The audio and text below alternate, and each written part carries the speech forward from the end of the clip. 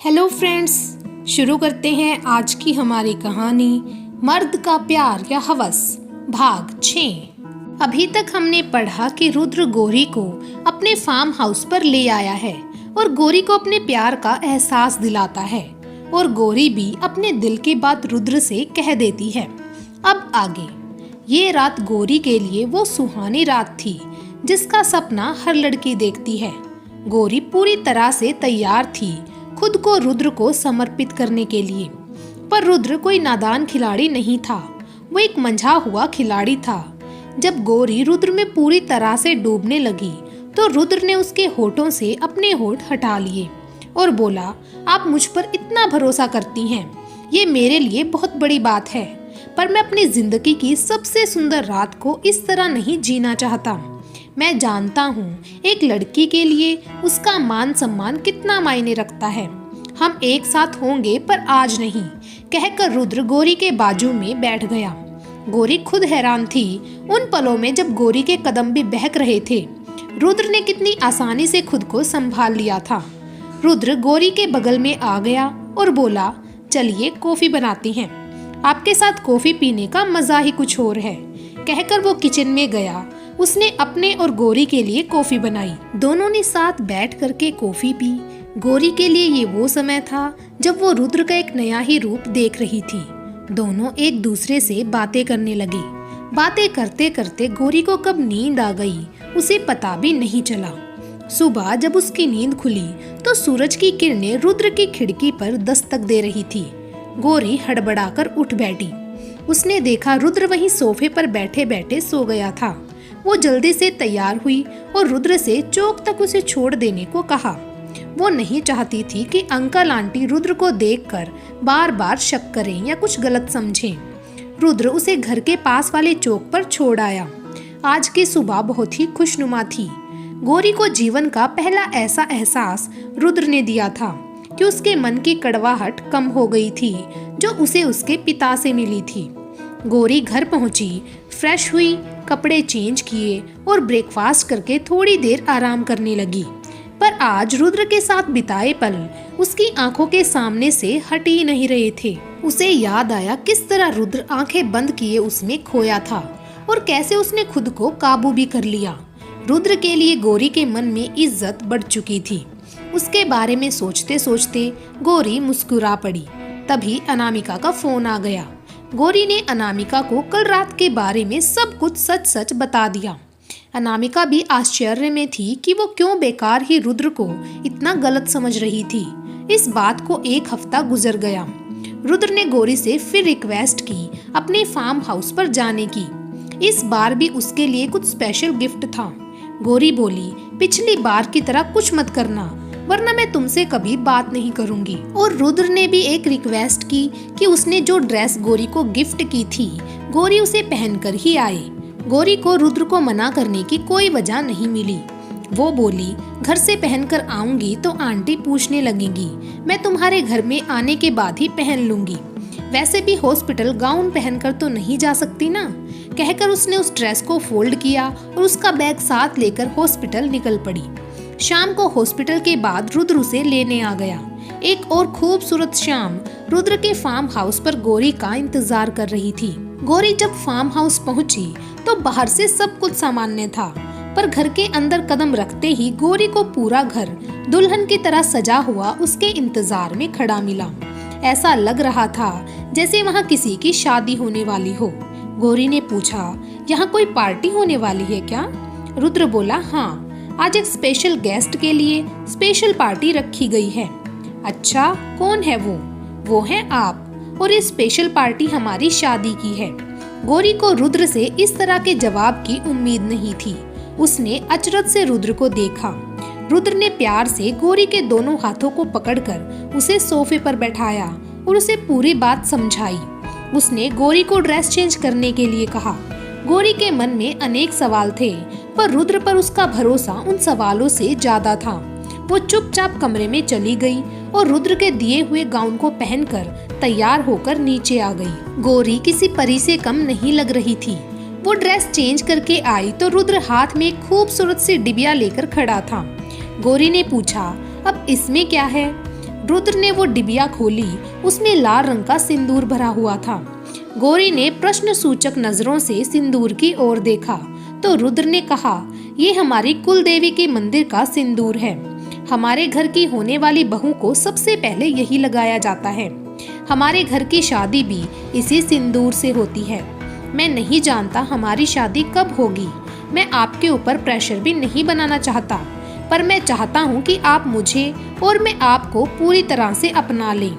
गौरी रुद्र की बातों के जाल में इस कदर फंस चुकी थी कि उसे रुद्र की कही हुई एक एक बात सच लग रही थी, जबकि सच तो ये था कि वो सिंदूर की डिबिया मार्केट की एक दुकान से खरीदी हुई नॉर्मल डिबिया थी।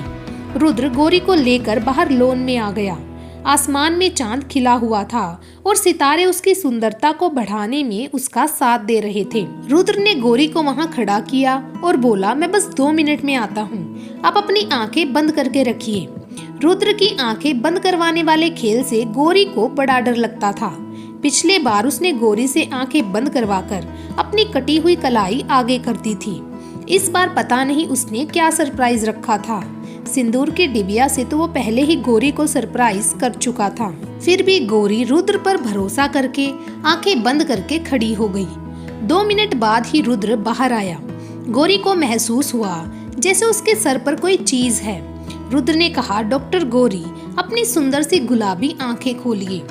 गौरी ने आंखें खोली।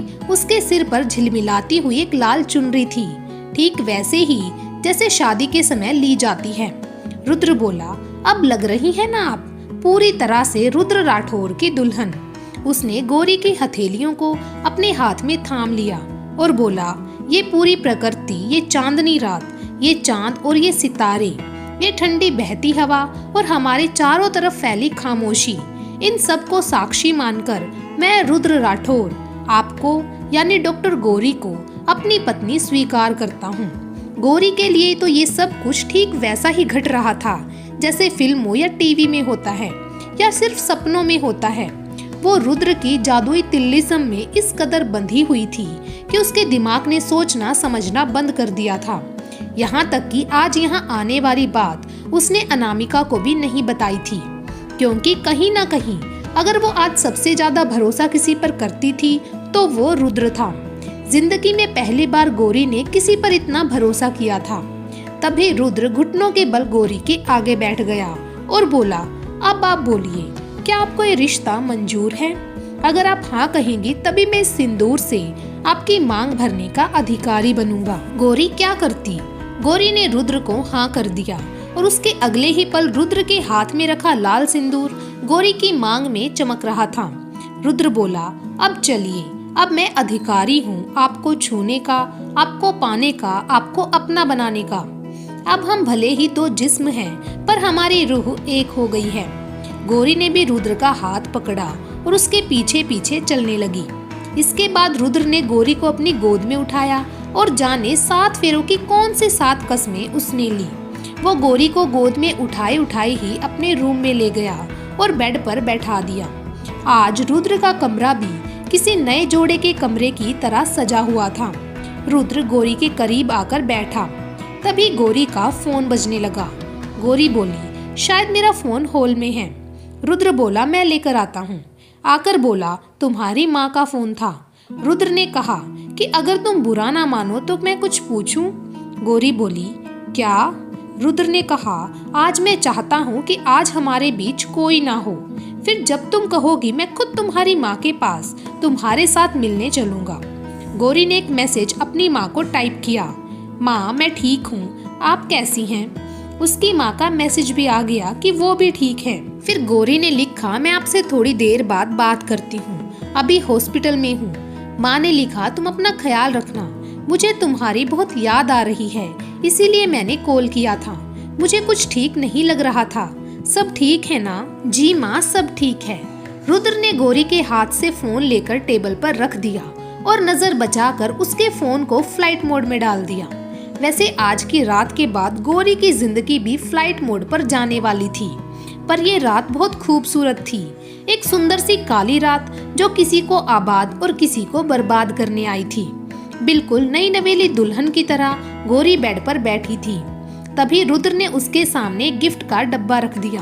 गौरी ने पूछा, एक ही दिन में तुम्हारा मार डालने का इरादा है क्या? कितने गिफ्ट दोगे? तुम तो मुझे जिंदगी की सारी खुशियाँ दे चुके हो। आज जो दिया तुमने उसके बाद मुझे अब कुछ भी नहीं चाहिए, कहकर गौरी मुस्कुराने लगी। बस एक गिफ्ट और, इसे खोलकर देखिए तो सही। आप भी ना डॉक्टर गौरी, बाकी लड़कियों से बिल्कुल अलग हैं। लड़कियां गिफ्ट लेना पसंद करती हैं और आप गिफ्ट देखकर परेशान हो जाती हैं। क्या इतनी बुरी पसंद है मेरी? रुद्र ने झूठी नाराजगी दिखाते हुए कहा। चॉइस तो तुम्हारी बेहतरीन है, पर तुम जिस ढंग से कोई भी काम करते हो ना, लगता है अभी हार्ट अटैक आ जाएगा। देखती हूँ इस बार कौन सा झटका देने वाले हो, कहकर गौरी गिफ्ट खोलकर देखने लगी। उसमें एक बहुत ही खूबसूरत सी घड़ी थी, रेड डायल वाली। ये तो बहुत सुंदर है, पर महंगी लगती है, गौरी ने कहा। मुझे तो नहीं लगता कि इस दुनिया में कोई भी चीज आपसे ज्यादा महंगी होगी, रुद्र ने गौरी की ओर देखकर कहा और बोला, प्लीज आज आप ये मत बोलिएगा कि इसे नहीं लेंगी, वरना मेरा दिल टूट जाएगा। आज इस स्पेशल रात का स्पेशल गिफ्ट है ये। अरे बाबा ठीक है, पर बताओ तो सही कि कितने की है, गौरी बोली। ज्यादा नहीं, बस 50,000, रुद्र ने मुस्कुरा कर कहा। 50,000? इतनी महंगी घड़ी? गौरी का मुंह खुला का खुला रह गया। मैंने कहा ना कि कोई भी चीज आपसे महंगी नहीं हो सकती, और आप इसे रख लीजिए प्लीज, मेरे प्यार के लिए प्यार से दिया हुआ तोहफा समझकर। गौरी कुछ कहने जा रही थी, पर रुद्र ने उसके लबों पर अपनी उंगली रख दी और उसे चुप रहने का इशारा किया। फिर रुद्र धीरे से उठा और जाकर उसने लाइट ऑफ कर दी। साथ ही उसने लाइटर निकाला और एक कैंडल जला दी। उस कैंडल से रुद्र ने कमरे में रखी हुई दूसरी कैंडल्स को जलाया और पूरा कमरा नाइट ब्लूमिंग जैस्मिन की खुशबू से महक उठा। गौरी ने आश्चर्य से पूछा, ये तो मेरे पसंदीदा फूलों की खुशबू है, तुम्हें कैसे पता? रुद्र बोला, जब पहली बार आपके घर गया था और आपकी खिड़की के बाहर नाइट ब्लूमिंग जैस्मिन फूलों को देखा और आपकी खुली खिड़की को, तो तभी मैं समझ गया था कि आपको ये फूल पसंद हैं। गौरी को रुद्र की इन हरकतों पर ही तो प्यार आता था। वो उसे स्पेशल फील करवाने का कोई भी मौका छोड़ता ही नहीं था। कितनी छोटी छोटी चीजें उसे याद रहती थी। उसने प्यार से रुद्र की तरफ देखा। रुद्र भी गौरी को ही देख रहा था। कमरे में कैंडल्स जल रही थी। धीमी धीमी रोशनी और भीनी भीनी खुशबू से पूरा कमरा भरा हुआ था।